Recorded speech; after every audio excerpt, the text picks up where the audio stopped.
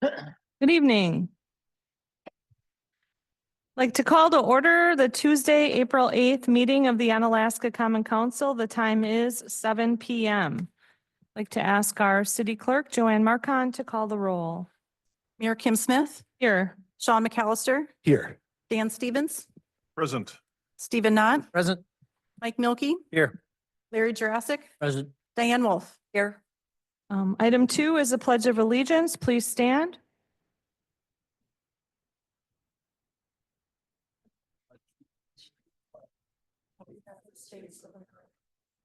To the republic for which it stands, one nation, under God, indivisible, with liberty and justice for all.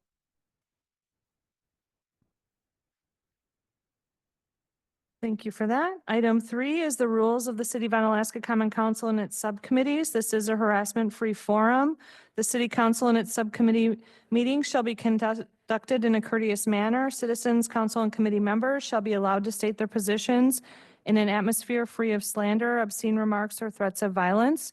Sufficient warnings may be given by the sergeant at arms or the chair at any time during the remarks. And in the event that any individual shall violate the rules of decorum as set forth, such person may then be cut off from comment or debate. Item 4 is public input. Now is the time where members of the public may address the Common Council. If you choose to do so, please come forward. Begin by stating your name and your address and limit your comments to 3 minutes. Would anyone like to address the Common Council this evening?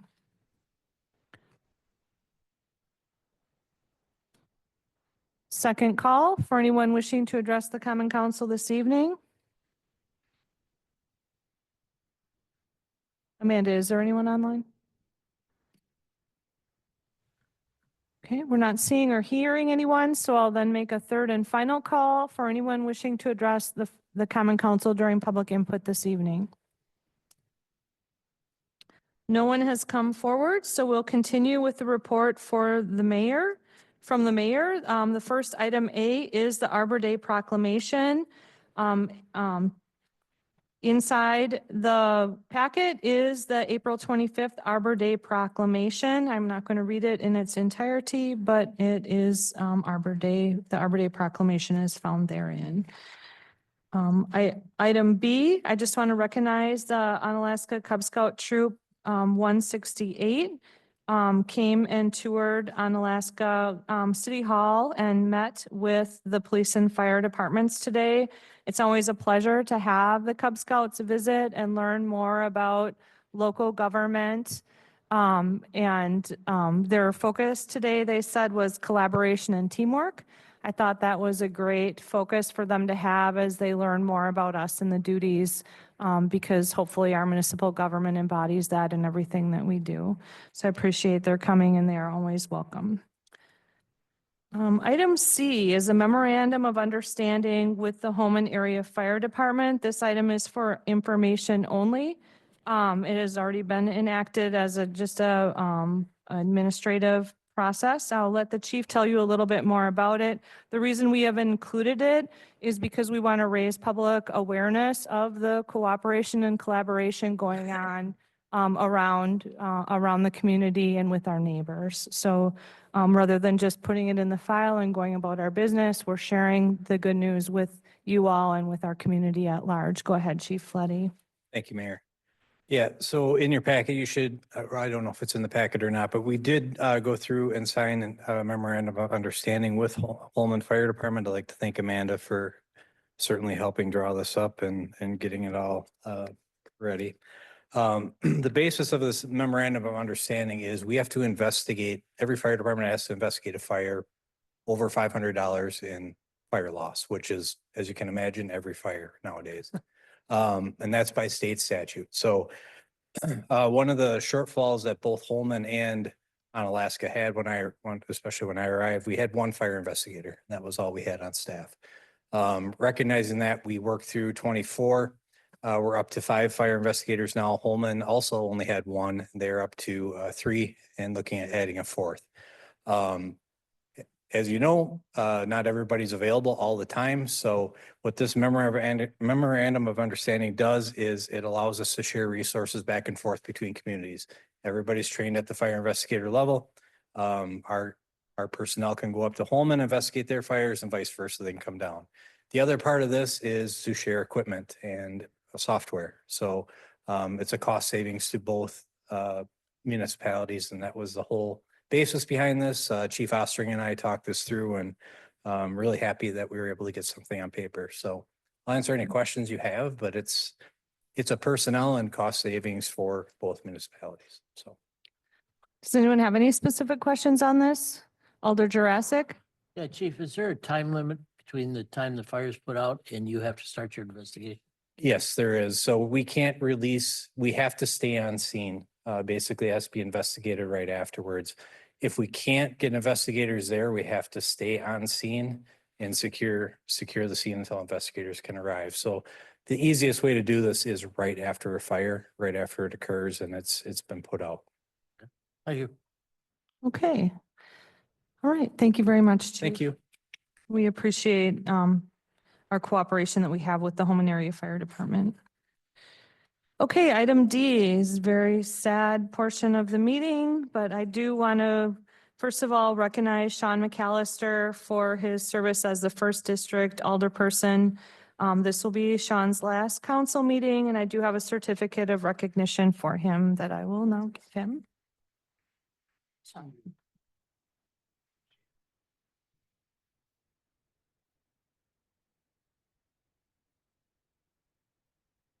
And then item E, recognition of second district alderperson Dan Stevens for his service as alderperson.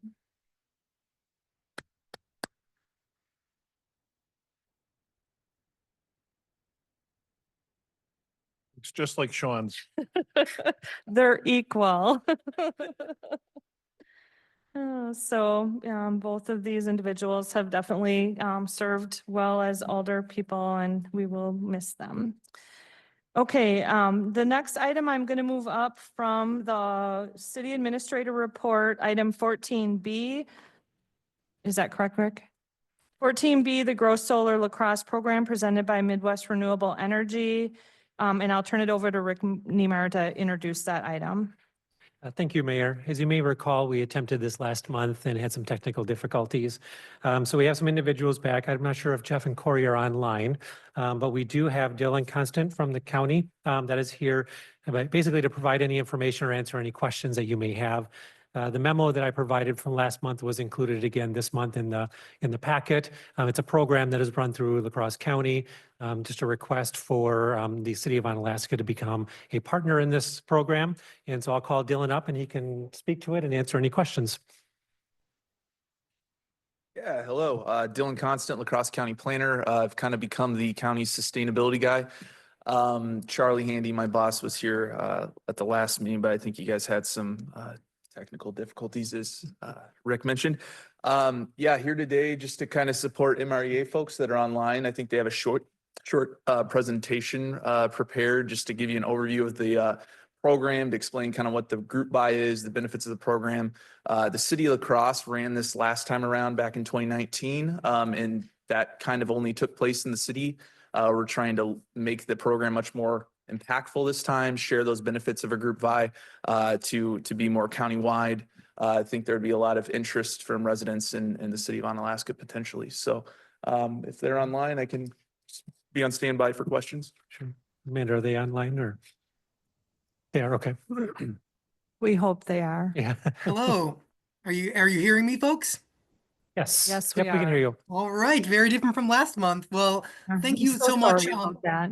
Oh, no worries at all. And thank you for having us back. And thank you, Dylan, for being here in person to represent our program. And thank you, council members, for taking some time to hear about this program. I would like to make sure this stays short. I don't want to take too much of your time this evening, but I just wanted to remind you folks that the Grow Solar program is happening in La Crosse County, and we would like Onalaska to be a part of it. It's a group buying program that makes going solar more affordable for local residents. It relies on free educational programs that we will be putting on virtually and in person across La Crosse County throughout the summer.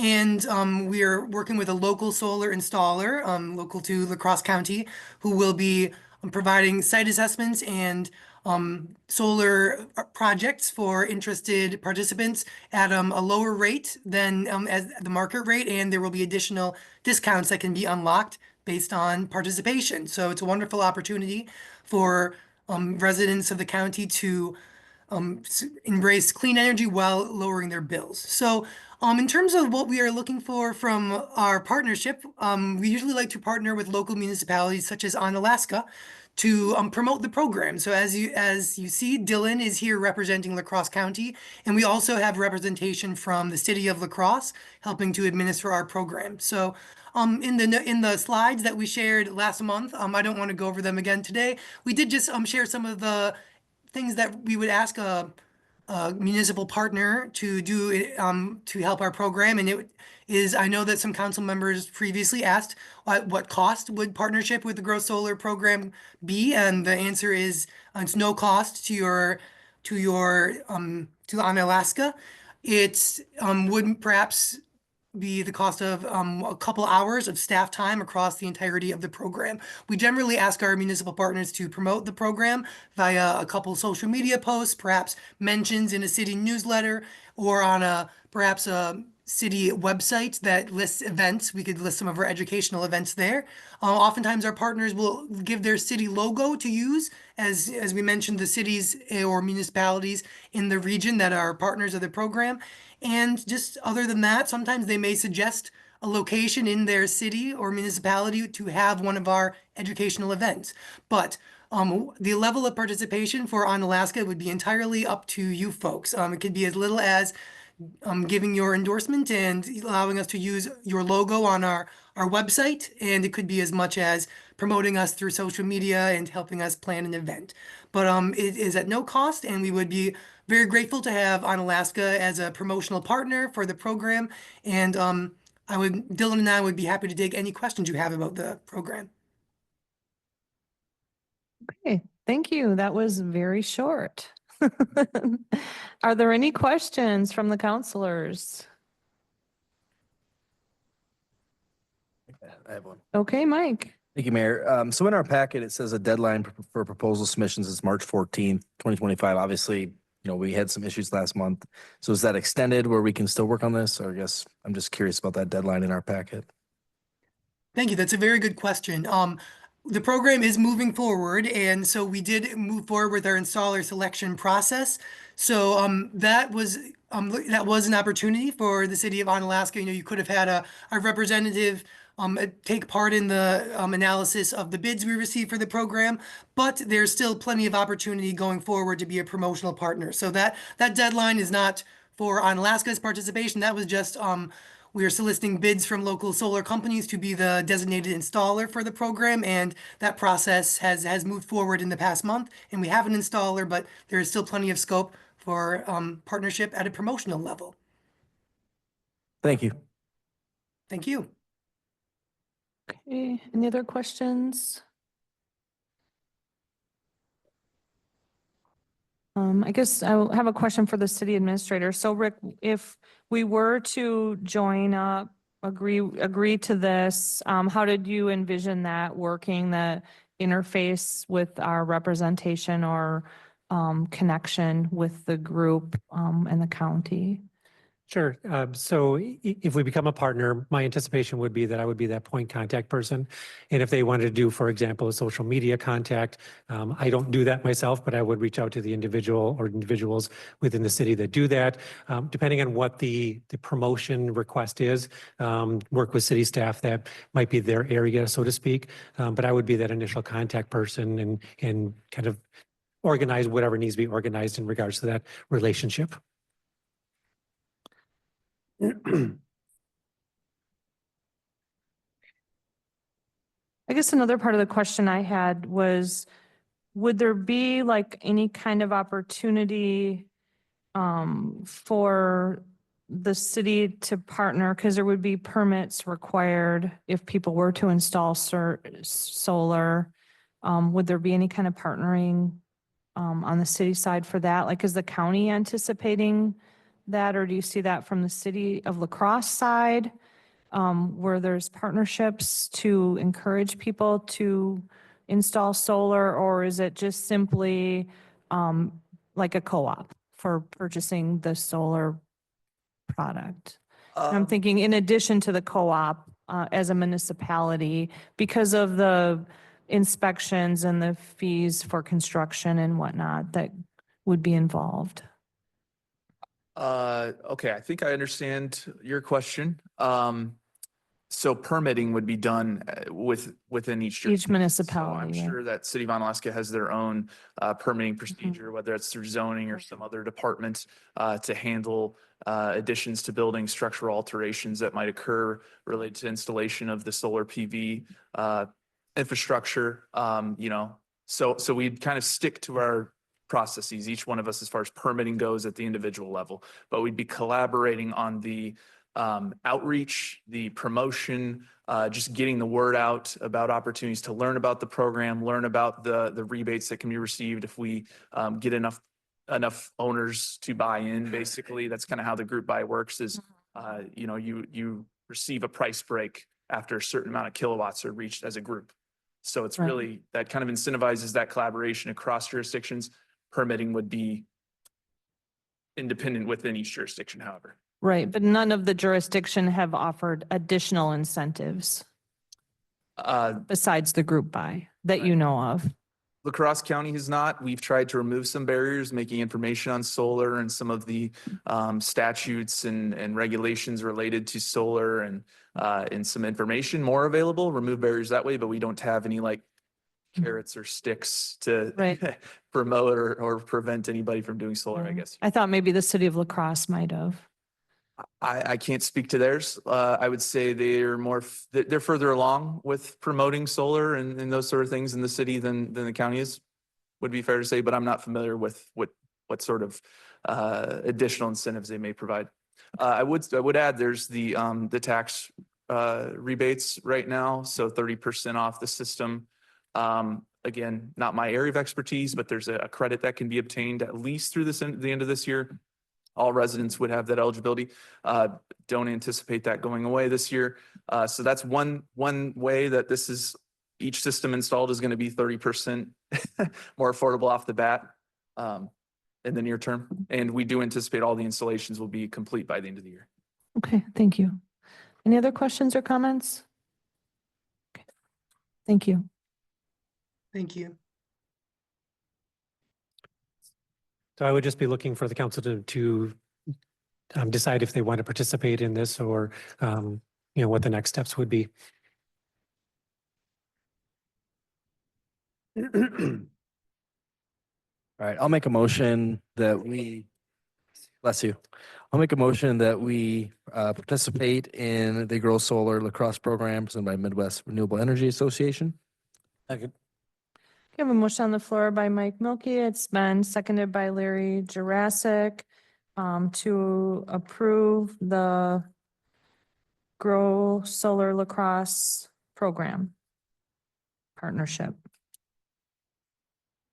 Any further discussion?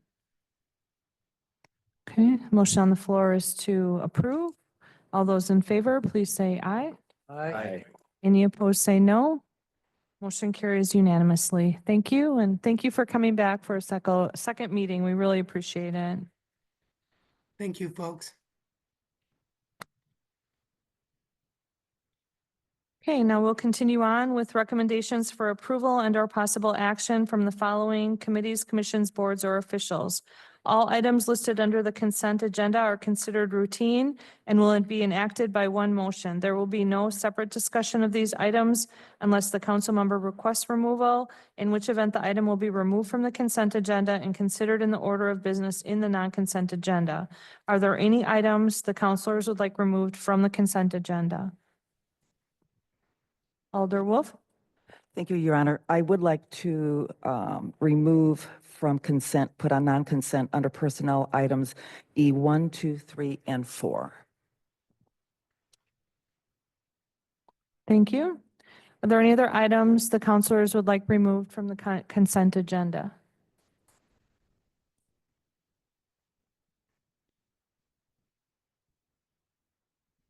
Okay, then go I'll make ahead. a Motion that we approve the consent agenda. Second. Okay, we have a motion on the floor by Alder Dan Stevens. It's been seconded by Alder Larry Jurassic to approve the consent agenda. All those in favor, please say aye. Aye. Any opposed, say no. The consent agenda is now approved. We will move on to the consent agenda, non-consent agenda, with item 7 being a recap of those items pulled, which is from personnel item E, approval of policy updates 1 through 4. So under personnel, we will reference to, let's see, be Sean McAllister to bring those forward. Thank you. I'll start with just making a motion to approve items E1 through 4 policy updates as outlined from our Personnel Committee meeting. I'm willing to second, but should we do these individually? Maybe if we knew what Alder Wolf, why you wanted to just Oh, as I'm one? sorry, all All at once? Yes. Okay, I'll second. Okay, we have a motion on the floor by Sean McAllister. It's been seconded by Alder Dan Stevens to approve policies E1 through 4. Now discussion. Alder Wolf? Thank you, Your Honor. My apologies. I had meant to ask this one question this afternoon. That's the one I forgot. And I looked through here and I just can't find the answer. My only question that I have about policies under personnel E1, 2, 3, and 4, when do they go into effect? Do they start January 1, 26? Correct, January 1st of 26. That's all I had. Thank you. And my apologies again for not remembering to ask that one question. Okay, is there any other discussion? Okay, the motion on the floor is to approve the policies 1 through 4. All those in favor, please say aye. Aye. Any opposed, say no. Motion carries unanimously. Thank you.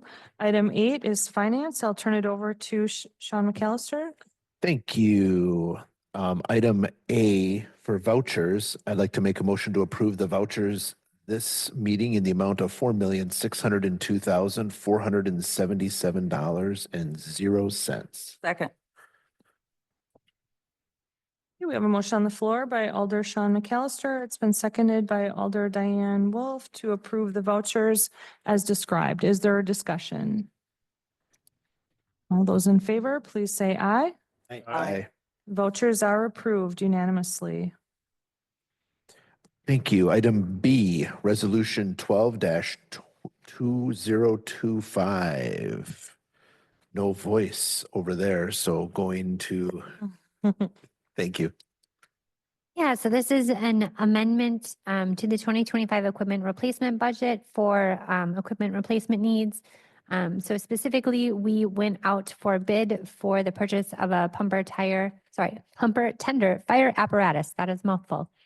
For the fire department, as you may recall, we had set aside $500,000 this year in the equipment replacement fund for that. The total purchase price ended up being $1,119,921, which leaves a difference of $619,921. And so we are asking to allocate that remaining balance of the purchase price from equipment replacement. And so this resolution basically makes the authorization to increase that allocation to the full purchase price. So I'll make a motion to approve Resolution 12-2025 as outlined by Amanda. I'll second. Thank you. We have a motion on the floor by Sean McAllister. It's been seconded by Larry Jurassic to approve Resolution 12-2025. Is there discussion? Alder Knott? Yeah, so I support this. The initial plan during the budget process was that this would be paid for over 3 annual installments. Within our packet, you can see the amount of money extra it would cost us now to do that. However, I do want to get on record that I think that we need to be very, very careful in the next couple of years to make sure that we rebuild this equipment replacement fund, because we're taking a huge decrement in order to do this. I mean, any council can do whatever they want any given year, but I think it's really important for us to keep in mind in the next year to 3 years, potentially even, that we need to be very careful to rebuild that fund before we start spending a lot again. may be difficult because in 2 years, I think we have another piece of very expensive fire equipment coming forward too. So. Well, Thank you for that. Any other comments or questions? Okay, the motion on the floor is to approve the resolution. All those in favor, please say aye. Aye. Any opposed, say no. Motion carries unanimously. Thank you. Item 9 is coming from the Judiciary Committee. Alder Knott. Yes, this is ordinance 1809-2025 to amend Division 3 of Chapter 4 of Title 10 of the Code of Ordinances of the City of Onalaska relating to neighborhood electric vehicles. Basically, what this is, and it did pass out of committee, is a recommendation to eliminate that portion of the ordinance. Do you want to say anything else? You want to make a motion first? We have. it on the floor. I'll move to approve. Second. Okay, we have a motion on the floor by Milky. Alder Knott. It's been seconded by Alder Milky to approve the ordinance. Discussion. We'll go to Amanda then. This was a request from the police department to remove this from the code. If this passes, we would also remove the corresponding fee from the fee chart as well. My understanding is essentially that we just don't have a high demand for neighborhood electric vehicles, or if we do have neighborhood electric vehicles, they're not permitting them as they should, and we don't have any problems with it. And so the police department felt like this was an unnecessary regulation.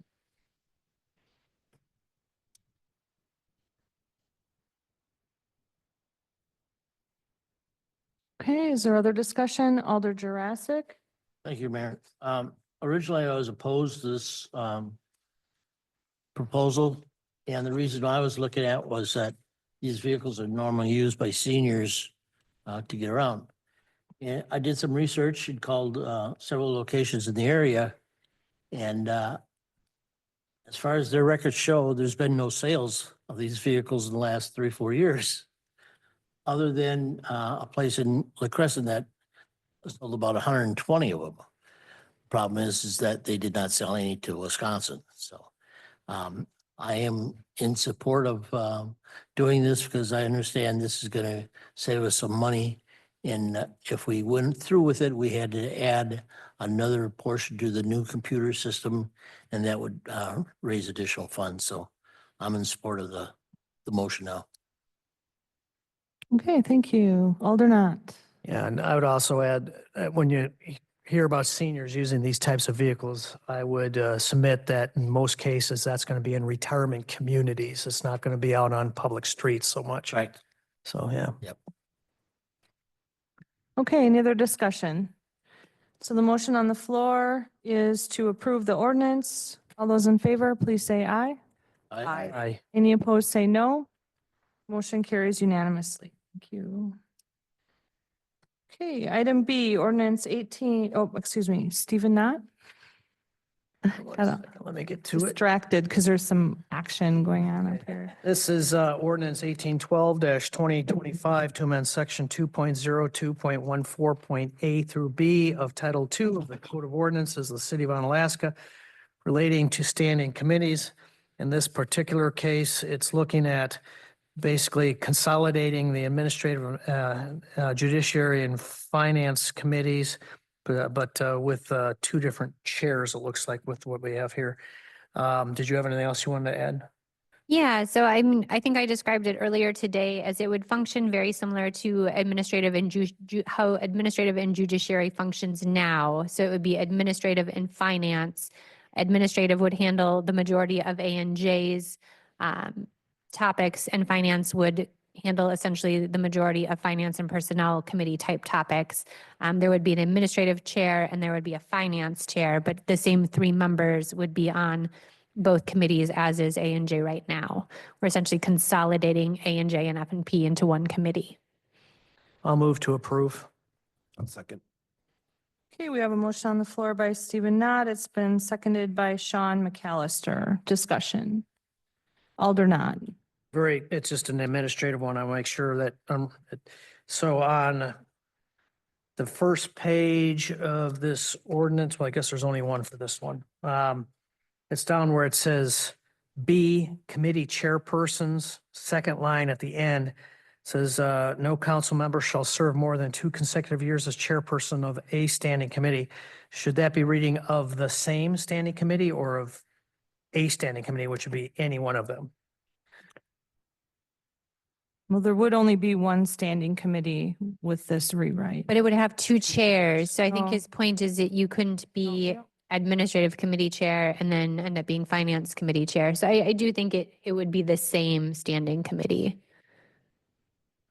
Do I need to make a motion to amend that, or just, is that just an administrative change? I think that's an administrative change that we can make. The same. Okay, I've made that note on mine. Are you done, Stephen? Sorry? I made that yeah, note that on was it. mine. That was it. Okay, all right. Alder Wolf? Thank you, Your Honor. So under the same paragraph, paragraph B, committee chairpersons, the chairperson of each committee shall be designated by the mayor. I guess I would direct this towards legal. Any need to say that the chair and vice chair? Because it's always been like a chair and a vice chair for where we've had, you know, like when we have A and J, you know, that we always have a chair and a vice chair. I mean, I didn't change that language. It never specified that in the past. I mean, we could make it plural, like the chairperson, parent, us, parent, which I think would encompass whether you were vice chair or a chair. Because I'm not sure who would be designated as the mayor, excuse me, as the vice chair. We know who's designated as the It would mayor. be the mayor. Sorry. In the moment, there will be different mayors other times. So that's one question I would have, and that's all I have right now for that. Thank you. Okay, Mike, did you have a question? Yeah, thank you, Mayor. I'm just wondering, so doesn't the vice chair usually get elected by the people? So like it wouldn't be, Not in the standing committee. Not in Not for this A and J. committee, okay, the it's not for mayor. this one. Okay, thank you. Alder Stevens. Thank you, Your Honor. So I always think it's a good idea to look at different approaches to how we do things. And this is an attempt at that, but it kind of reminds me of, you know, like if I go home and my wife has rearranged all the furniture in the room again, and it's nice the way that she set it up, but there was nothing wrong with how it was before. So I guess my point is I'm asking, what is the problem that we're fixing? Doing things a new way could be good, but I'm not really sure I'm understanding what the benefits are. And I think that there are some months where E&J and F&P are very short, and we've had some where we were able to just punt the whole agenda to the Common Council meeting. But we have had other times, especially for, you know, redoing the Code of Ordinances or we get to budget time, some of these meetings are very long. And if we stick E&J and F&P together, we're going to have some really long meetings. And, you know, like for a standing committee, we may have, you know, meetings that start on Wednesday and end on Thursday. I'm not sure that's a bad thing. I'm generally against this. However, this is an issue that the council going forward is going to have to face. I will abstain, but I just think that generally it wasn't broke. I don't know that we need to fix it. And there could be some problems that we might not have considered. Okay, we'll go to Amanda. Yeah, so we were looking at this from a perspective of a few things. I mean, just general government efficiency. It's you know, one less meeting, you know, that everybody needs to figure out who's going to sit on, and it consolidates that a little bit. It's one less agenda that staff has to manage, to put out, to print, that we have to pay for a transcript. And all of that, we will still have, you know, the meeting essentially, but just in a shorter format that doesn't require quite so much administrative paperwork. Sometimes issues overlap between these two committees, and they're also just the way they're set up. We sometimes have very awkward pauses between the two. Sometimes one can't start because the other's still going. Sometimes there's, you know, a weirdly big gap between them. even though people want to go to both meetings. And so it is often sometimes that one is long. It's very rare that they're both long on the same night. And so we felt like we could more efficiently manage everybody's time by simply making it one meeting. It would eliminate those weird awkwardness pauses sometimes where we're all just sitting here waiting, for the time for FNP to start. It does help staff in the clerk's office out a little bit by just, knocking down the work they have to do to put out a meeting. And so we felt like, well, to your point, like we're not making great strides. There were more positives than negatives from the staff perspective. I think the idea of there's less agenda, it's less time for staff to, we could take that to the extreme, and there was a movement before I started here where they wanted to do the council of the whole. We could just have it where there was one agenda and we're all here for everything. I don't think that's in the best interest of the city of Onalaska. So, why is this the right point? I think there's the danger is if the meetings get too long, then that may actually fetter deliberation. You get to the point it's 11:30 and you got a meeting tomorrow morning. We may all want to go home. But again, this is just kind of FYI. Like I said, I'm going to abstain on this because I think it's fair that the members of the next council should be the ones to decide this. Let me just say, because I was part of this, Rick and Amanda and I met together and we went over all the committee structures and tried to think of as part of just a regular routine, what can we do better way of looking at things. And end of the day, however you all decide, if you think is going to be working the best, it's your decision, right? So you can decide. This is our recommendation. The more I've thought about the reason these committees is because these are the ones that aren't coming down, that are tied to state statutes with other things that we're having to meet. We're not tied to these other, I'll say hoops we have to jump through. Amanda would use better words, but we have all these different rules we have to abide by and things we have to meet. But these particular committees are about us completing our city business. And it just seems like if we could just put all our ducks in a row and just get our business done, we could do it a lot more efficiently. That's what it seemed like to us. And just looking topically at what we cover in our meetings and just thinking of a new name to organize it, those were the names that we came up with. But if you don't like it, that's fine. It's up to you guys. Stephen. Yeah, no, I agree with you, Mary. Last week actually is a good example of how we get some efficiency out of it. The ANJ did run long last week. She had all the FNP individuals out here in the gallery waiting and waiting, as opposed to just having one committee that meets and does it all. Yeah, I support the consolidation. It makes sense to me. Okay, Larry Jurassic. Your discussions, has there been a time set for this major meeting? I mean, like 4 o'clock, 5 o'clock, what time? There was no anticipation that the meeting times would change. Get to establish the meeting first. Yeah, Rick, go ahead. Sorry, you didn't get a chance to say anything That's yet. right. And I'm just simply going to add, I echo what Amanda and the mayor have said. And again, when we looked at these and had conversations about these, this was global. We talked about all of the committees and all the commissions and all the boards. So this wasn't, as you can see from the agenda, not the only one that was discussed. So when we looked at all of them, it was what can we do to try and streamline things? We had a lot of ideas that we discussed that didn't make it here tonight. And so these were the ones that we brought forward. So it was kind of a global package deal kind of a thing that we decided to bring forward, trying to make it overall more streamlined. Okay, any other comments or questions? Alder Wolf. Thank you, Your Honor. So just a couple things. And I'm just responding to just a few things I heard this evening. When we talk about, did I hear shorter minutes or something? Whether ANJ and FNP meet separately or together, we're going to be talking about the same things. It's going to be a wash. I can understand they're still essentially kind of doing they're going to end up doing one agenda. I think anytime that you can reduce the number of times you touch something, less chance of mistakes and that kind of thing. And it's just easier to bring it under one umbrella.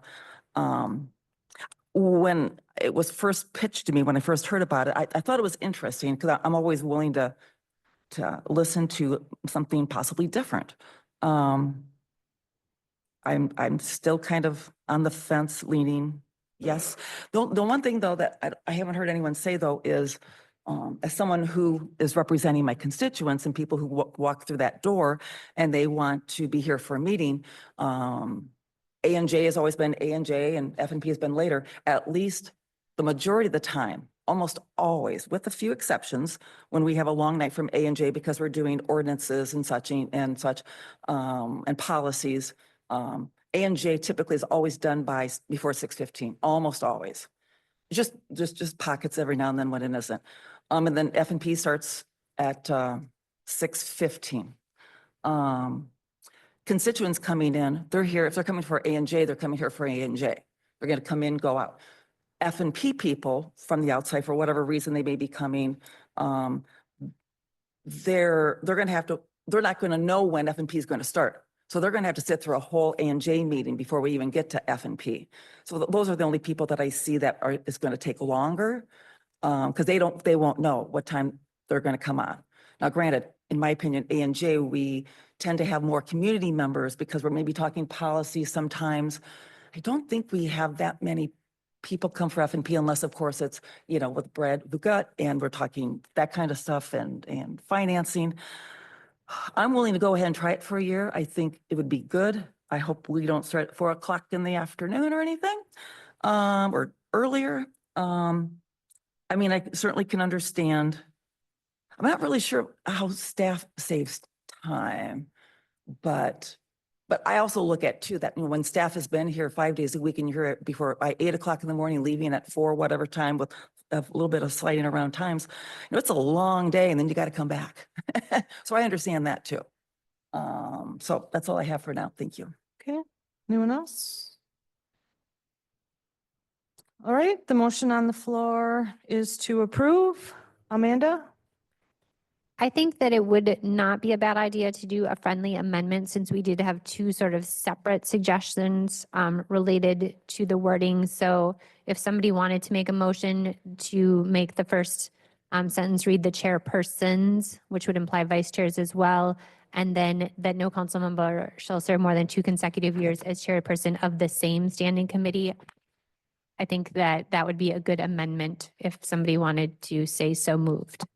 All right, I'll move to amend paragraph B, committee chairpersons to state the chairpersons of each committee shall be designated by the mayor, and also to change where it says no council member shall serve more than 2 consecutive years as chairpersons of a standing committee to state of the same standing committee.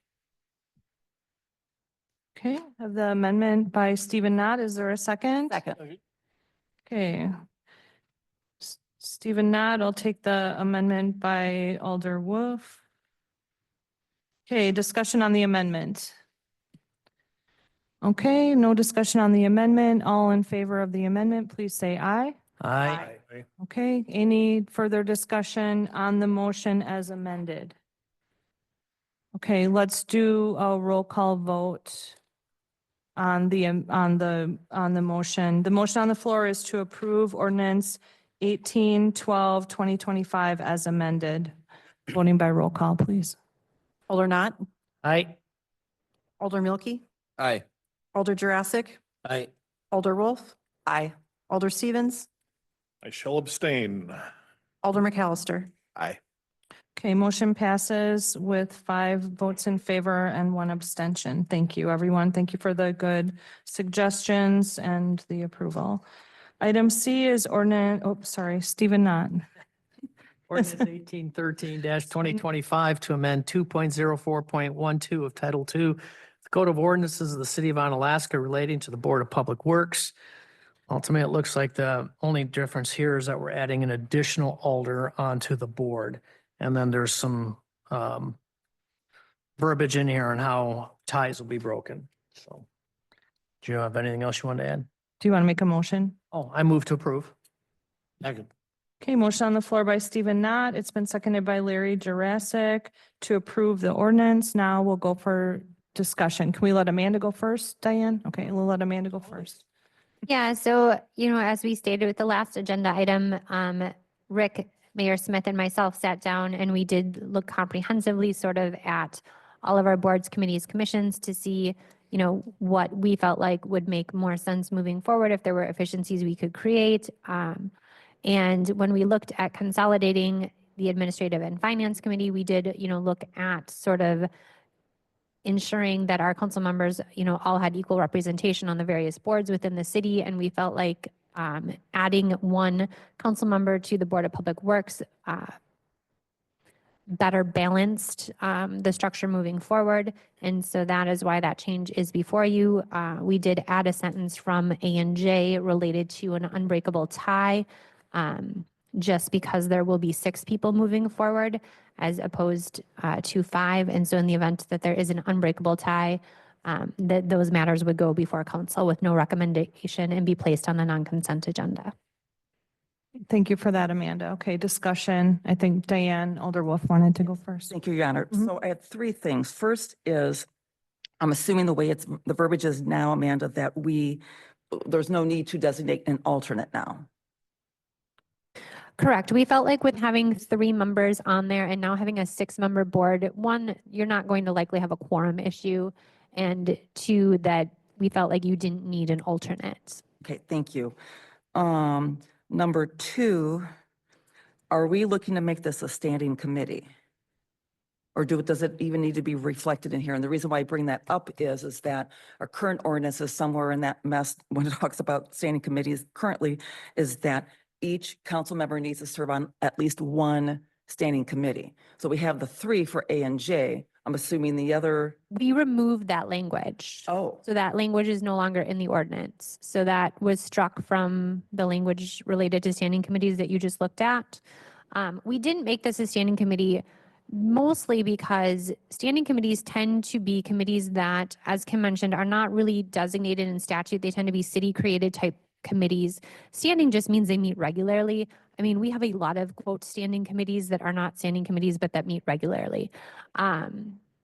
But because Board of Public Works has individuals that are not council members on there, we felt like it should remain separate.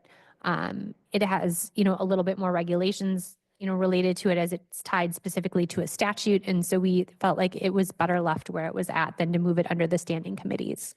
So I guess as a follow-up to that, so as it has stood for, since I've been here, we've always had that language in there, that verbiage in there that refers to each council member will be a member of at least 1 standing committee. So there's a possibility for the future that you're going to have 3 people on A and J, F and P, whatever that's going to be called, and then you could have a mayor or this mayor, any mayor in the future could say, well, these 3 people are my best friends. I'm going to make the A and J and F and P member. They're going to be on both committees because there's nothing in here that guides the mayor, whoever they may be in the future, to do 3 and 3. I mean, that's the intent, I think, that we all want. So how do we? You do have to confirm those appointments. And so, I mean, ultimately it is at the will of the council, to confirm the appointments of the mayor. But we could look at that moving forward. I mean, as you and I discussed earlier today, I don't think we're done making amendments. We are going to look at other broader amendments. We talked about potentially limiting the chairperson limits across the board so that no chairperson would serve more than 2 consecutive terms. But if we do that, if that's something that the council is interested in, I would like to do it for all boards. Right now, we have it for like maybe half the boards, but not the other half. And so I think that's a little awkward. So I think that's something that we could look at in the future to make that clearer. I personally would like it to be made clear right away because I don't know how to say this other than I don't trust the process because it was there for a reason. And I know that it has been a topic that's been talked about for many years on and off, maybe not in a meeting, but the joke has always been, I've always heard that, oh yeah, I have to serve that. Well, the ordinance says I have to serve. So it's like they can't get out of it, or they're like, maybe they're working full time. And they say, well, I can't make the night meeting. Well, it's like, I mean, I personally think that each of us should be serving whether we're on A and J or the new A and J, F and P, and also on Board of Public Works. I mean, we had that set perfectly with A and J and F and P separately. If I don't you know. want to make an amendment that says Yeah. those members not on administrative and finance shall serve on the Board of Public Works, I- you to go. can may do that. I may let Alder not, because I have one third and final one. And lastly, something that you just brought up that you and I also spoke a little bit this afternoon and touched upon is, I understand, and I thought it was a very interesting idea, and I will totally support it now and or in the future about the possibility of having for all committees that no member, not even council member, but also our community meetings that are attended by like a large majority of community members, like Plan Commission, Parks Board and such, that no member shall serve more than 2 consecutive years. I think I talked about this a little bit this last week at A&J, that I think it's always good when you bring everyone to the table, so everyone has experience, because if you just have if you just have one person who's chairing one board for several years and they're no longer here, this will certainly force people to start paying a little bit more attention, like, oh, they may be chair someday, instead of, because a lot of times I'm finding people to kind of take the easy way out. Oh, I'll I'm going to go ahead and move for someone because they've always done it, and they go along with it. And I think if we really want to get the best out of our meetings and have everyone participate more, I think it would just be really good to entertain that. So whenever you want to do that, I'd sure like to talk about that. But my third and last one is, I would ask that this council consider the language that's in ordinance 1812-2025 that we just passed, that starts out, the chairperson of each committee shall be designated by the mayor. And then no council member shall serve more than 2 consecutive years as the standing chair. I would like us to consider that language to also be put in Board of Public Works. Thank you. Okay, I'll move to amend. It'd be paragraph A, under Board of Public Works and Utilities. The sentence that says, the 3 council members shall be annually appointed by the mayor, to state instead, the 3 council members shall be those officials not on the administration and finance committees, subject to confirmation, as the rest of the language be as is, as well as amending that same paragraph to have a final sentence that states, no chairperson shall serve more than 2 consecutive terms. I will second that. okay, we have an amendment. It's been made by Stephen Knott, seconded by Diane Wolf. There's 2 parts to it. One is that it be the 3 counselors not on A and F, and the other one is no chair serves more than 2 consecutive years. Is that correct? Yes, that's Okay, and then that's the amendment. Now we're discussing the amendment. Does anyone over here have any discussion on this side? Okay, we'll go back over to this side. Alder Wolf? Thank you again, Your Honor. So I don't know whether it is Alder Knott's intent to have it read as such, or did you also want, I mean, I know you didn't, so I don't want to question you. No, it's But the third part was that I had suggested, at least for us to entertain, about where is it? The chairpersons of each of the chairperson shall be designated by the mayor. Oh, you want that as well, not a vote. Correct. Well, can we just do this one first, since we already have it, and then we can do another amendment after? Is that, were you going to say that, Amanda, or what were you going to? No, you Okay, can do this first. okay. Do you have something else you want to say? Well, I was just going to add that that gets a little bit muddy in the sense that there are not only council members on this committee, there's also staff members, as well as the mayor, and there's nothing that says that they couldn't be the chairperson. And so we've never, I mean, generally, you don't typically appoint the chairperson on citizen committee, like committees that have people other than council members. And so I don't have a opposition to it. It's just, we would be taking a diversion from sort of past practice, I guess. Well, the only amendments we're discussing now are that the three council members would be the ones not on A and F, and that the chair wouldn't be the same for 2 years consecutively. Yeah, So yeah, and I have then no, cleanly, yeah. we can deal with this, and then we can more convolutedly discuss the next one, probably then. Okay? All right, any more discussion on those two items? Everyone, okay, ready to vote? Okay, so let's vote on the first amendment that has the two parts. Okay, everyone in favor of the amendment with the two parts, please say aye. Aye. Aye. Any opposed, say no. Okay, that amendment passes unanimously.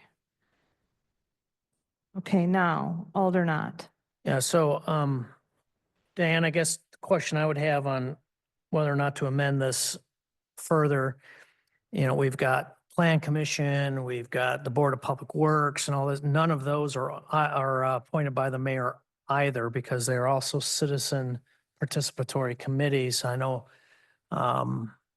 when I first got involved with the city as a volunteer citizen on the Board of Public, or of, not Public Works, I'm sorry, of Parks and Recreation, was I became the chairperson of that my second year as a citizen. So I don't know, unless the Board of Public Works is somehow unique, I'm certainly open to it. In that case, that I see that would be necessary. Okay, Alder Wolf. Thank you again. Well, first of all, I don't consider Board of Public Works participatory or community participatory. We're looking at currently 2 council members, mayor, finance director, and our Board of Public Works. So I certainly agree with the, but I know there's been some discussion. I don't know how, whether it's going to go through eventually, but there is the talk of having, this is a little bit different, having a talk about all the committees to have no more than 2 consecutive years as chair, just all across the board. But that is not what is before us this evening. Yeah. We already passed that part of Right, it. right. Well, It's already yes, passed. yeah. But I'm just We're not talking about, discussing that right I'm now. just talking about overall going in the Mhm. future, there's a little bit of talk about the possibility of having that as part of all our committees, commissions, and boards. Mm. But what, we have not brought that to council yet. I just think that I look at it's just something, like I said, I want to bring forth. I think it would be, if we're looking to do what I look at A and J and F and P, or you're the new A and F. We're gonna have to retrain ourselves. Oh, gosh. If we're looking at the new A and F that way, I don't know why we wouldn't do Board of Public Works the same way, because they're both, our two, in my opinion, our 2 biggest committees that all of us are participating in. So, but I'll go ahead and make the motion to add to ordinance 1812-2025, the language wherever, if it were to pass, wherever legal would like to place it, that the chairperson shall be designated by the mayor. Persons, plural. So you want the vice chair too? Oh, I think I said, that was my intent. Okay. Yeah, the chairpersons of each committee shall be designated by the mayor. That would be my motion. I'll second it. Okay, so that's an amendment Yes. by Diane, seconded by Stephen Knott, that the chairpersons would be appointed by the mayor. Okay, so we have the motion on the floor. Let me just ask if there's anyone on this side that wants to participate in the discussion, and then I'll come back to you, Stephen. Talking about the one committee. We're just talking about the amendment right now. We're just For the one talking amendment. about the one amendment for the Public Works Committee. So we've already kind of somewhat verbally agreed on the public adding 3 people, 3 counselors. They would be the 3 that were not on the new A and F that just passed. The chair wouldn't be in the chair position for more than 2 years. That we kind of have a head nod to. Now we're talking about this amendment about the mayor appointing the chairpersons. So that's the topic right now. Alder Stephen. And bring me back up to speed. Is the mayor on this committee? The mayor is, So- the committee is. Would the mayor 3 potentially be able to appoint themselves as chair? And is that a problem? I guess theoretically. Yeah, the I- mayor. I could don't like appoint that. the mayor That or could be anyone as- a problem theoretically. Go ahead, Rick. Well, I just say, I mean, keep in mind, the chair doesn't have any more authority than the other members on the committee. They just are the ones that run the meeting, so they don't hold any more credibility or weight than any other members of the committee as well. So whether the mayor would appoint him or herself there, again, it doesn't give them extra authority. Yeah, I mean, and think about, I mean, you did still have the floor. Let Dan Stevens finish talking and then we can take. Steven's over there. I know, I do that because you know why I do that. Okay. Alder Stevens, you still have the floor. Sorry. I don't know that it's that big of a deal, but I mean, we don't know what future councils are going to look like. And the chair actually does have some more power and ability to set and change things on the agenda. They run the meeting. While I have faith in our current mayor, I don't know that that would always be the case in the future. I'm leaning against this. I just think in transparency, we should either the mayor would recuse themselves from the role and then could be appointed by the body. That would be fine. Or the mayor would not be the chair of the committee. Would be my preference. But again, I'm not going to be around for this, so. Okay, Joanne. Yeah. Do we have a second on the amendment? The amendment was made by Diane Wolf and it was seconded by Stephen Knott. And this is the amendment. If I could pull my amendment and make a different amendment, I think that's doable. I feel. Or well, we you're just second. vote down it and you can make another amendment.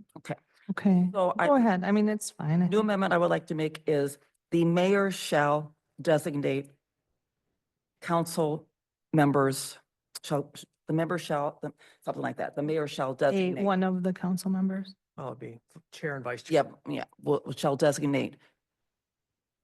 The mayor shall designate from the council members, the chair and the vice chair, Or the chair. or the chairpersons, yeah. Shall designate the chairpersons from the council members that are members of that board. To that effect.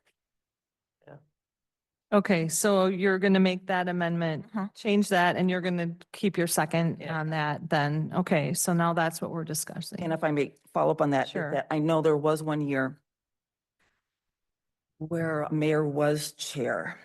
And what I found awkward and others did was that when we got to council, you go to Alder Knott for judiciary, me for administrative, and then we got to plan and that person is now reading the agenda. And it was just very awkward.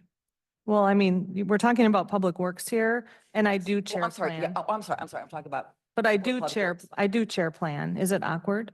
no, but you usually give it to Alder Milky though, don't you? No. I'm sorry, I was talking about Board of Public Works. My apologies, not plan. It was Board of Public Works, and it was very awkward. Anyway, it's just, Okay, Alder Knott. Yes, I can support this. I mean, in the end, I don't know that it matters a whole lot either way. And the main reason I say that is anything that comes out of those committees are going to go before the common council, even if it's not on the consent agenda, anyone can pull it. So, yeah, it's Mhm. not something that weighs heavily on my mind, but I can support this, so. Okay, are we done discussing it? No, okay. Alder Stevens. This is going to kind of sound like a counterpoint to my previous point, but Okay. well, no. So I guess what I don't like is a unilateral decision on that body, but I don't think that the mayor should be excluded from potentially chairing. The mayor may be the best person to chair that committee, and I think it's up to that committee to decide if that's the case. So I'm trying to give the power to the committee, not just one person, but that person still potentially could be the mayor. So there we are. Here we are. Anyone else would like to speak on this topic? God, no. Okay, Alder Jurassic. At Thank you, Mayor. this point, I think I'll just let it But so go. many of the other committees, you do pick the chair, Mhm. but then there's some committees you don't. Fine. pick the It's chair. defined. It's defined when I pick it and when I not. That's what we're deciding about this committee. Traditionally, always the committee has picked the chair. The mayor has not. And you will be assigning that at the time you sign the committees, correct? For the committees where the mayor appoints the chair, I will be appointing the chairs. For Public Works, I have never, me or the previous mayors have not. At the first meeting, the chair and the vice chair are appointed for Public Works historically. But that is what we are discussing right now, what will happen. Yep, Park and Rec, they choose their chair and vice chair at the first meeting. Yep. I think just to be clear, Alder Jurassic, yes, if this amendment passes, then the mayor would choose the chair and the vice chair. Correct. Yes. Alder Not. I guess another point on this is you're going to have 3 chairs and two vice chairs out of 6 people. The reason I say 2 vice chairs is because, well, I guess you, No, not for Public Works. well, I'm talking ANF earlier, but the bottom line is every year there's going to have to be movement or we're going to get into a situation where it's going to violate the 2 terms issue. So I just don't see this as being a whole huge issue. Everyone's going to get a chance in a 2-year term to be chairing something. Well, there's other committees too. Yeah, there are other committees as well, but I mean, just by putting that 2-year term limitation on it, I mean, no mayor can really like try to influence for too long or they're going to run into their own constraint. So. Okay, I think we've discussed this long enough. Okay, Could we repeat the motion? so what we're voting on next, right now, is the amendment that Diane made and Stephen Knott seconded. The amendment was that the mayor would appoint the chair and the vice chair from the council, from among the council members who are on the Board of Public Works. That is what the amendment is. Okay, so let's vote on that first. And because I think it's going to be a mixed bag, let's have Joanne do the roll call. And then I don't have to worry about if I heard it correctly or not. Dan Stevens, Nay. Stephen Knott, Aye. Mike Milky, Nay. Sean McAllister, Nay. Diane Wolf, Aye. Larry Jurassic. Aye. Oh, it's a Mayor. tie vote. Ugh. I'm gonna say no. They can appoint their own chair. I don't want to do it. Okay, so that is done. Whew. Okay, now we're back to the, Sure we can't kick that horse some more? Might not be dead. I did not foresee a tie. Okay, so the ordinance then is, it has the, as presented with the amendment that has, that there will be, it'll be the counselors who are not on the ANF and nobody can chair for more than 2 consecutive years. That is the motion on the floor. Do we need to discuss that anymore? Anybody need to talk about that? Okay, so we'll do that voting by roll call as well, just in case. Mike Milky, I'm sorry. Aye. Sean McAllister, Aye. Larry Jurassic, Aye. Diane Wolf. Aye. Dan Stevens, Aye. Stephen Knott. Aye. Okay, that motion passes 5-1. Thank you. All right, item 10, Board of Public Works, Stephen Knott. Okay, this is to award the pumper tender fire truck bid to Reliant Fire Apparatus, Inc. in the amount of $1,119,921. This is directly tied to the finance resolution with the replacement of the equipment replacement that we voted on. I'll go ahead and make a motion to approve. Second that motion. Okay, we have a motion on the floor by Stephen Knott. It's been seconded by Dan Stevens to approve. Is there any discussion? Chief Fleddy, we'll hear from you first. Yes, at the Board of Public Works, there was some concern over this truck being out there for 4 years with our money attached to it. And how do we preserve that? In the bid document, there is a performance bond in there. I discussed that briefly with Amanda and with Sabrina. Chief, can you kind of, I know you're recovering, but can you kind Yes. of position over the mic a little more Okay. first? Kind of Can't- just can't hear stop. me very well. Is that better? Uh-uh. All right. There. So that's- there's a 100% performance bond option in the bid documentation for $3,719. I just wanted to bring that forward because I know there was discussion at the Board of Public Works about what are our options for making sure our money is safe in case Pierce were to go under. Okay, Just thank putting that you. out there. All right, counselors, any comments or questions regarding this? Okay, the motion on the floor is to approve. All those in favor, please say aye. Aye. Any opposed, say no. Motion carries unanimously. Thank you. Okay. Oh, Chief, don't leave. Item 11. Um, the annual, I'll just turn it over to you for your annual report. Yeah, thank you. So hopefully you've all had the opportunity to read the annual report. I know I think it made it in the packet, thanks to Joe, working his magic. It was a large file. The report highlights many of the accomplishments of the fire department in 2024 and just want to kind of touch on a few of the points in there. A lot of statistics, pictures, notable instances of 2024 and some program information. Just first want to thank the Onalaska Fire Department staff for all their hard work in 2024. A couple of things that stood out to me is for a 5th consecutive year, the Onalaska Fire Department has set a call volume record. In 2024, our department responded to 2,227 incidents. In the past 5 years alone, that represents a 39% increase in call volume. As we looked a little bit deeper into the data, as when we were compiling this information for the annual report, we looked back at 2000's annual report, where we responded to 728 calls. And in the year 2000, we had 31 members.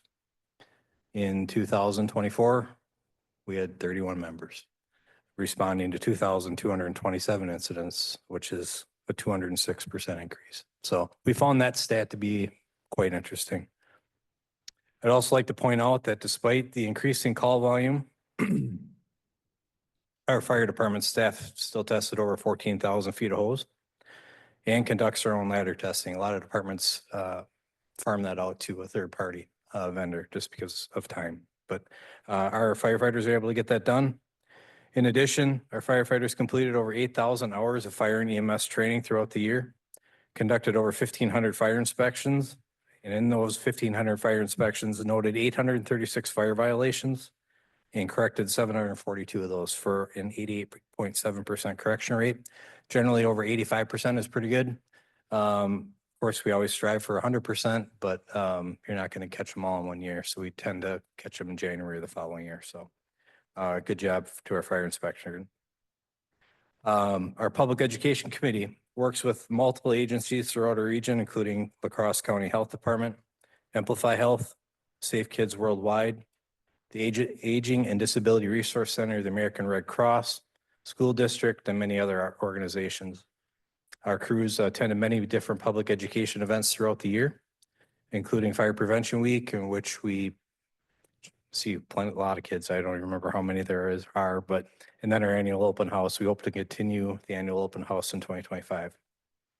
Annual reports packed with a whole lot of information, and certainly I know it's a lot to pour over, but I just want to touch on those highlights. Lastly, before, when we put together a comprehensive report like this, it takes a lot of time and effort of many different people. I especially want to thank Assistant Chief Southworth, Administrative Assistant Heft, Lieutenant Valboom, and many others who helped gather data to keep this project flowing along. Special thanks to Community Risk Reduction Specialist Bill Cult. He did all the designing of the report, dedicated a lot of time to putting it together, organizing it in the way it's organized. We're very proud of that report.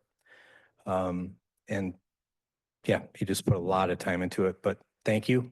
And if you have any questions, I'll be happy to answer them. Otherwise, hopefully you'll learn something out of it. Yeah, thank you. We're lucky to have such a great crew. Alder Jurassic? Thank you. I want to say congratulations on the professionalism on this report. It looks very professional. I mean, that's the best word I could put to it. It looks like a well-done job all the way through it. Thank you very much. Appreciate that. We're I'll move proud of the it. file. Okay. Second. Okay, motion by Alder Knott, seconded by Alder Wolf to accept the report and place it on file. All those in favor? Aye. Oh, anybody opposed? All right, we've got your report. Thank Appreciate you. it. Thanks. Item 12, Alderperson Wolf, report on the election. Came up fast. Yes, thank you, Your Honor. You're welcome. 2025 spring election. I think sometimes it's easy to kind of forget we even had a spring election because it went off so well, at least publicly it looked that way. And I'm sure it did behind the scenes. I know it was extremely busy at all three voting sites. I just wanted to personally thank our city clerk, Joanne Marcon, and our deputy clerk, Stacy Wilk, for the work that they did. I know that you had many other helpers throughout many departments of the city of Onalaska, the setup, running it, tearing it down. You had to go ahead and turn, common council again into a polling place, up and down pretty fast. And I personally appreciate that when your office came forth a few years ago and designated these council chambers to be second district voting poll place, and also especially to have the in-person. I hear such wonderful input from people out in the community. I'm always surprised when especially the last few years, I've heard maybe some other budding municipalities. People call me, I don't know why they're calling me for other municipalities, but I've heard complaints that how long they had to stand in line. And they were talking like 45 minutes there were times, and I never hear that about us. I've only gotten 2 phone calls and complaints in all my years with the city, and that had nothing to do with the clerk's offices when someone was allegedly parking too close to the Omni Center and they were on the ballot and people were mad that could we get them to move, and had to send the police out there and measure and all that kind of stuff. So again, thank you to our clerk's office and all the poll workers, because I know you had a lot of people to train. I was over at First District that evening, voted a little bit earlier than second that same election night. But thank you for all your work, because when people don't talk about us, you've done a really good job. So thank you again. Thank you, Your Honor. Thank you for that, Alder Wolf. And then we will turn to Alder Stevens. Thank you, Your Honor. So I'm told I have a reputation of being a little bit of a deliberator, guy that talks a lot. So tonight is my final night here, so I figured I'd use this chance as get my final licks in and share some of my thoughts. So tonight concludes 6 years of public service for me, and there's a few things I'd like to talk about with my experience and where we're going and maybe what's next. So first, I think it's important. I feel that I can leave tonight knowing that our city is in very good hands. The strength of our municipal government does not lie with the elected officials that are sitting up here, but with the quality of our staff. During my tenure, I feel that we have improved in quality many of the positions that we have here, and I continue to be impressed with the performance and the professionalism of those who make our city run. We have excellent infrastructure. We have beautiful amenities that people enjoy using, and we live in a safe community. In my opinion, Onalaska continues to outperform its neighbors and peers. All staff seems to be forced to do more with less every year. Often the best thing officials can do to try to help is get out of the way and just try not to mess it up too bad when we're sitting up here. So I'd really like to express my my gratitude to the people that make our city run so well the way that it does. I am proud to live in Onalaska. So thank you to the staff. You guys make our job easy. It's been a pleasure working with you. Regarding the challenges ahead, just some things that I think that some of the challenges that we're looking at, the city's funding mechanisms are going to continue to be problematic. We've seen costs continue to rise, but we're under the state spending limits with a fractional net new construction funding mechanism. And that's a problem, especially since we're running out of areas to grow. Essentially, it's becoming more difficult to grow our way out of the budget woes, yet we must diligently maintain our infrastructure but there are only so many dollars to go around. This has been a challenge every year, and it will continue for years to come. We compound that with our need to address our growing pains. For example, the number of fire calls that we just saw from Chief Floody, it continues to rise significantly year over year. And now it's getting to the point where it's becoming unsustainable to manage with just one station. We a service area of 56 square miles with one station. That's asking our guys a lot, and they're going out on more and more calls. The economic hit, if we were to add a station, staff, vehicles, and equipment, would be an enormous hit to the city. So in a way, I'm kind of glad that sorting out those issues are going to be a problem for the next council or future councils, and it'll be fun to see from the sidelines how they solve that. Myself personally, I plan on focusing my free time on more creative and fulfilling community endeavors. I plan to continue with the Onalaska Hilltopper Rotary Club. We've brought the summer concert series to Dash Park, clean up highway on Highway 50, or the garbage on Highway 53. We've raised funds for the Onalaska Police Department. We've raised funds for the Onalaska Fire Department. We've raised funds for the Onalaska Parks Department, lastly with the Sunny the Sunfish area up there. I will continue also working with the Onalaska Art Keepers to elevate the arts in Onalaska. I feel that we've had quite an impact on the Onalaska landscape in the last 5 years. That includes the 2 recent murals, one recently at the Canine Dog Grooming Building on Main Street, the other one at the Head Start Building. This spring, we expect to roll out a mama and baby rockin' sunfish near Bobber at Great River Landing. We expect to erect a sculpture from local artist Luke Ochtenberg in the Triangle Pocket Park on South Avenue South by Tri-State Audio. We're co-sponsoring an art and antique appraisal event with the Friends of the Library this year.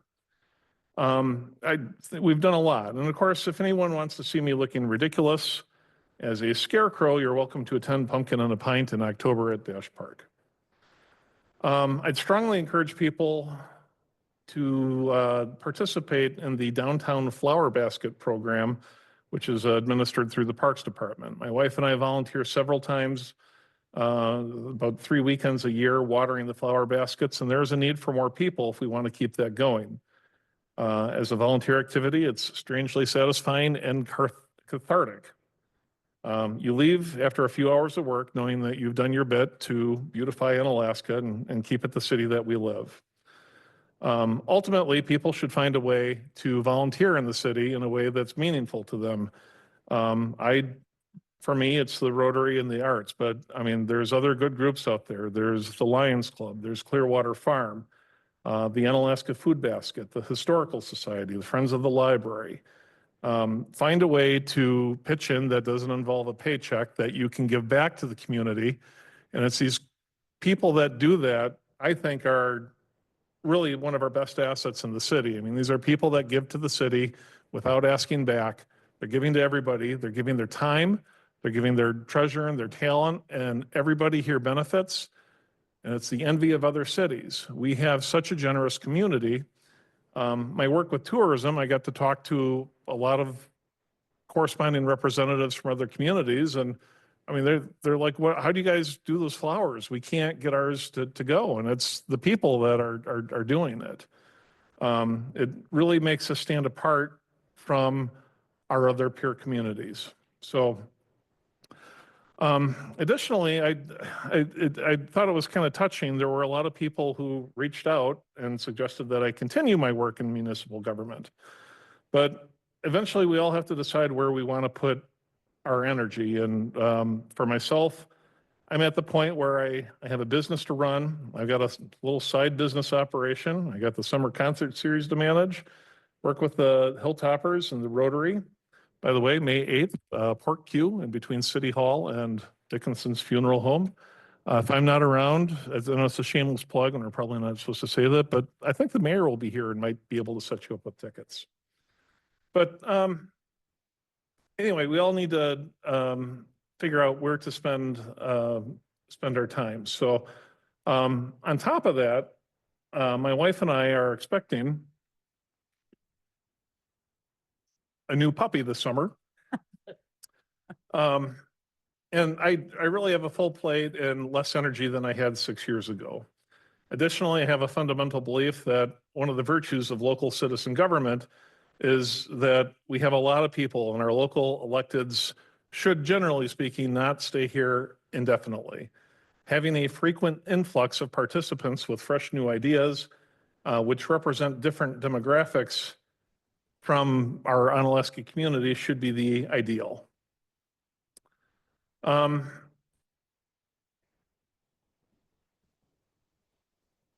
When I started in 2019, for me, it was kind of fresh and exciting, and I was excited to go to meetings. You know, yay, I get to go to a meeting and we get to talk about stuff.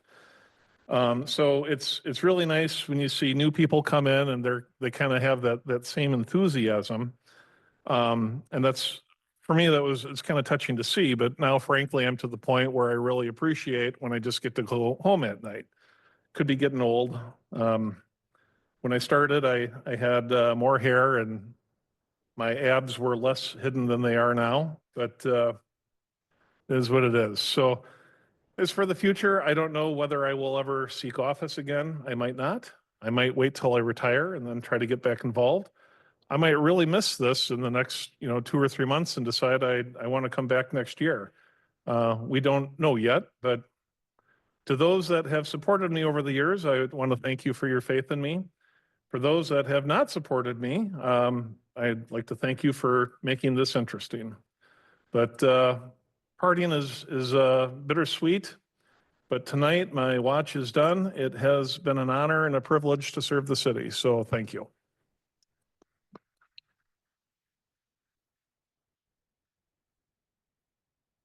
Thank you, Dan. Okay, it seems kind of lame, but I'm going to say item 14, city administrator report. Okay, Rick. Well, because now it's just going to be Rick talking about his report. I'm going to keep it brief. Just a couple updates. As you can see, again, you can all read it, so I won't read it verbatim for you. Community Center continues to proceed with construction. I believe the gym floor is going to be installed next week. And then you'll notice more work on the outside of the building as the parking lot and landscaping continue to move forward. Our ERP system conversion continues to be a very big challenge for all staff in regards to the amount of work that it takes. But again, the end result is all we're looking for.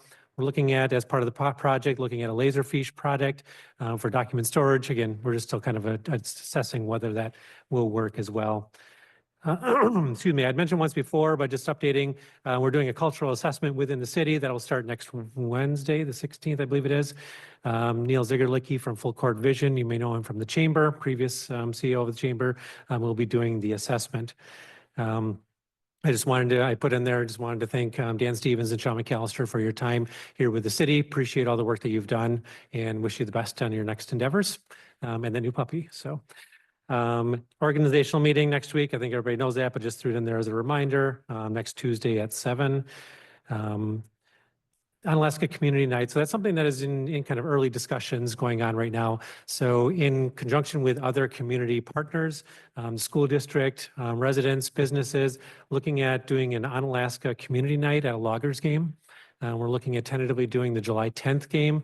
Again, right now it's in planning stages, but just wanted to kind of put it on the radar that is something that's out there. At some point when kind of plans are finalized, we'll be looking for people to kind of get it out there and spread the word, so to speak. But again, just wanted to get on everybody's radar that that's something that is being discussed. That's what I have. Okay, thank you, Rick. Are we planning to do the council photo at the meeting next week? The council, what's that? The annual council photo? Oh, yes. Yep. That'll be next week. Just thought of that when I was. Oh, wait, we can't. Mike's going to be gone. We'll have to postpone. Great. That's right. It's not going to We'll be, push it to the May meeting. not going to be a council Final photo there. without you, Mike. Joe can do it, right? If we want to do it, Joe can do that. Oh, If he really wants. okay, well. It's up to you. All right, you're good? Yep, we're good. Okay, that's all we have for the agenda. Item 15 is adjournment. Would the exiting people like to make the motion? I'll make a motion to adjourn. Okay, we have a motion by Sean McAllister. It's been seconded by Dan Stevens to adjourn. All those in favor? Aye. Anybody opposed? We are adjourned and it's weirdly exactly 8:30. Thank you, everyone, for your good discussion tonight.